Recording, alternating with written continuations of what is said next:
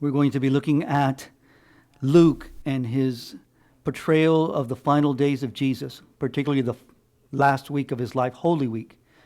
And we see Jesus in his triumphal entry, entering the city. And then we see Jesus also entering in the temple, where we begin today.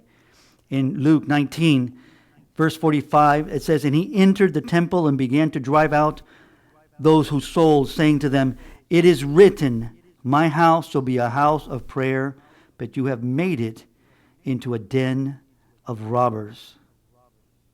My house shall be a house of prayer. When Jesus enters the temple, the holy place, the place that is separated for God to be honored and glorified, he finds thieves. The horror, the very opposite of what should be going on in that place, is now going on. Men have defiled the place of God.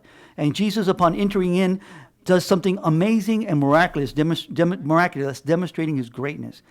He cites the scriptures and declares something awesome. It is written, "My house shall be a house of prayer, but you have made it into den of thieves." He is citing the prophet Isaiah 56, verse 7, where he says, "These I will bring into my mountain and make them joyful in my house of prayer."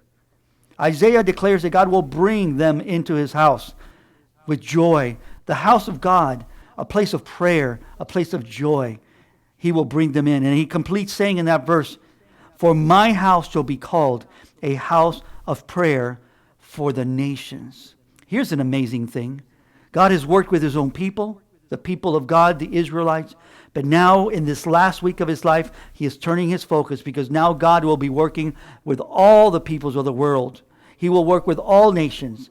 This is not just a house of God for his holy people that they have defiled, but now it will be the house of God, the house of prayer for all the nations. We should be marveling at this greatness. The way the Lord manifests his authority and power and wisdom and understanding is great. We ought to bow to him. And we'll be looking at these incredible moments in the last week of Christ this week.